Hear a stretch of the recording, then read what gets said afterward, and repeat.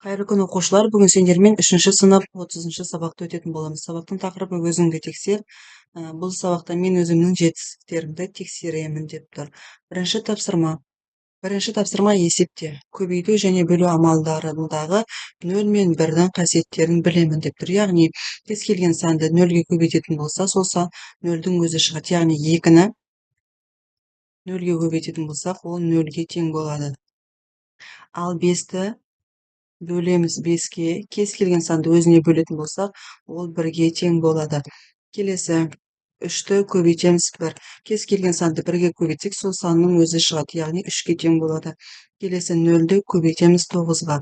Ол да 0-ге тең болады, тең 0. Келесі 9-ды бөлеміз 1. Кез келген санды 1-ге бөлсек, сол санның өзі шығады, яғни 9-ға тең болады. Келесі 6-ды көбейтеміз 0-ге, ол 0-ге тең болады.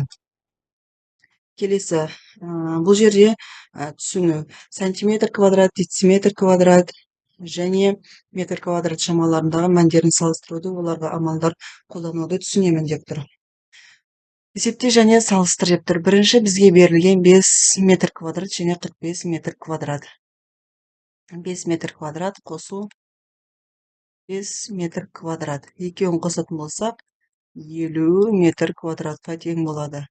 Ал оң жақ бетінде 51 дециметр квадрат. Енді бізге керек болады 1 метр тең болады 10 дециметр. Сонда мына жер 51 дециметріміз 51 дециметр квадрат деп жазамыз. Ал 50 метр квадратты дециметрге айналдыратын болсақ, 5000 дециметр квадрат, ал оң жақ бетінде 51 дециметр квадрат болады. Енді бұл жерде 51 дециметр квадрат және 5000 дециметр квадрат тұр. Сол жағы үлкен болады. Келесі 9 метр квадрат, ал оң жақ бетінде 8 дециметр квадрат. Енді оларды дециметр квадратқа айналдыратын болсақ, 9-ымыз ол 900 дециметр квадрат. Ал мына жақта 8 дециметр квадрат. Сол жағы үлкен болады. Келесі 35 метр квадрат. Бөлеміз 7 деп тұр. Ал оң жағында 6 сантиметр квадрат. 35 метр квадратты 7-ге бөлетін болсақ, 5 метр квадрат. Мына бетінде 6 сантиметр квадрат. Енді бізге керек болады, яғни 100 сантиметріміз ол 1 метрге тең болады. Енді мына жері 5 метрді сантиметрге ауыстыратын болсақ, 500 сантиметр квадрат 6 сантиметр квадратқа тең болады. Сонда сол жақ беті үлкен болып тұр. Сол жақ үлкен. Соңғысы 250 метр квадрат. Ал оң жағында 300 метр квадраттан азайтамыз 35 метр квадрат. 250 метр квадрат жазылады. 300 метр квадраттан 35 метр квадратты азайтатын болсақ, 265 метр квадрат. Енді 250-ден 265 үлкен, сонда оң жақ беті үлкен болады. Келесі тапсырма, мүмкіндіктер тармағын құрып есепті шығар. Балалар бөлмесінде дөңгелек немесе шаршы пішінді үстел сатып алуға болады. Оған қоса 3 түрлі көк, қоңыр, қызыл орындықтар бар. Балалар бөлмесіне бір үстел, бір орындық таңдау мүмкіндігін құр. Қанша нұсқа бар деп тұр. Яғни бірінші нұсқа көк дөңгелек болады. Көк дөңгелек. Екінші нұсқа қоңыр дөңгелек. Қоңыр дөңгелек. Үшінші нұсқа қызыл дөңгелек.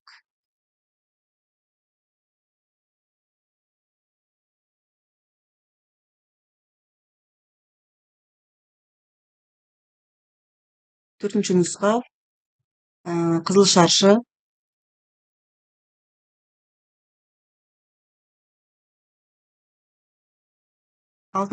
Бесінші нұсқа қоңыр шаршы. 6-нчы нусқа көк шаршы болады. Көк шаршы. Сонымен жауап 6 нусқа бар. Жауабы 6 нусқа бар.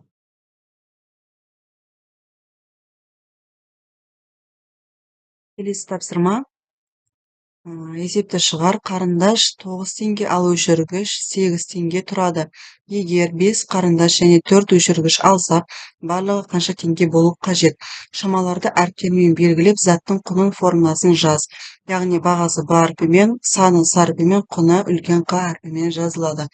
Енді бізге берілген қарындаш 9 теңгеден, өшіргіш 8 теңгеден. Бізге табу керек 5 қарындаштың бағасы неше теңге және 4 өшіргіштің бағасы неше теңге. Шешуі. Бағасы, яғни қарындаштың бағасы БQ деп жазамыз. Ол 9 теңге. Бізге саны берілген 5 дана. 5 дана. Енді бізге құнын табуымыз керек. Құнын табу үшін, яғни қарындаштың құны q деп жазамыз. Бағасын көбейтеміз санына. 9-ды 5-ке көбейтетін болсақ, 45 теңге болады. Яғни бұл қарындаштың бағасы, құны. Қарындаш.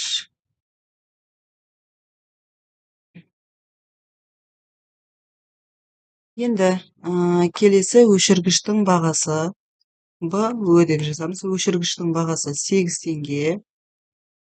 Ал олардың саны 4 дана. Бізге табу керек құнын. Құнын табу үшін өшіргіштің құны тең бағасын көбейтеміз санына. Бізде бағасы 8 теңге, көбейтеміз данасы 4 дана. 2-ге көбейтетін болсақ 32 теңге. Бұл өшіргіштің құны. Өшіргіш. Жалпы екеуінің құны неше теңге, соны табуымыз керек. Яғни өшіргіштің құнын қосамыз қарындаштың құнына. Өшіргіштің құны 32 теңге, ал қарындаштың құны 45 теңге. 32-ке 45-ті қосатын болсақ, 77 теңге. Жалпы құны, жауап, жалпы құны 77 теңге. Енді келесі тапсырмаға келетін болсақ, әрбір жиынның элементтерін жаз, берілген екі жиынның қиылысындағы элементтерін жаз. Яғни бізге А нұсқасында екі таңбалы сандарды жазуымыз керек. Көк және сары түстегі домалақтардың ішінен екі таңбалы сандар жазуымыз керек. Олар 68, 24, 13 сандары. Яғни екі таңбалы сандар осылар. Келесі тақ сандарды жазуымыз керек. Тақ сандар олар 5, 13 және 327 сандары. Ал енді ортасында тұрған тақ санды және екі таңбалы санға да жатады. Ол 13 саны болады. Келесі А нұсқасында 3-ші сынып оқушыларын жазуымыз керек. Олар Дәулет, Еркін және Сая. Сая екеуіне де жатады. Сарыға да көкке де. Сондықтан да 3-ші сынып оқушылары деп жазамыз. Оқушылары. Енді қыздар, бізде қыздар Айгүл, Маржан, Сая. Олар қыздар. Ал ортасында тұрғаны Сая, 3-ші сынып оқушысы және қыз. Ол қыз екенін белгіле. 3-ші сынып оқушысы деп жазамыз. Сынып оқушысы. Келесі тапсырма. Әлия өрнекпен оның жазбасын дұрыс байланыстырды ма? Қатесін тексер және есепте деп тұр. Яғни бірінші берілген екі қосындының көбейтіндісі. Бұл жерде екі көбейткіш тұр және ортасында азайту тұр. Яғни бұл дұрыс келмеді. Екінші нұсқаға қарайтын болсақ, екі қосынды тұр, соның көбейтіндісі. Яғни ол мынаған тура келіп тұр. Келесі 2 көбейтіндінің айырмасы ол мынаған келіп тұр. Яғни 2 көбейтінді оның айырмасы деп тұр. Ал үшінші қосынды мен санның бөліндісі бұл тура келіп тұр. Енді есептейтін болсақ 2 қосындыны есептейміз. Бірінші 5-ке 2-ні қосатын болсақ 7, көбейтеміз 3-ке 2-ні қосатын болсақ 5 болады. 7-ні 5-ке көбейтетін болсақ ол 35-ке тең болады. Мына жерде жауап 35. Келесі 2 көбейтіндінің айырмасы, яғни 2-ні 9-ға көбейтетін болсақ 18, ал 3-те 2 көбейтетін болсақ 6. 18-ден 6-ны азайтатын болсақ ол 12-ге тең, яғни мына жер 12-ге тең. Үшінші 22-ке 5-ті қосатын болсақ 27, 27-ні 3-ке бөлетін болсақ 9-ға тең болады. Сонда мына жердегі жауап 9-ға тең болады. Сонымен бүгінгі 3-ші сынып 30-шы сабақ аяқталды. Видеоға лайк басып, менің каналыма тіркелуді ұмытпаңыздар.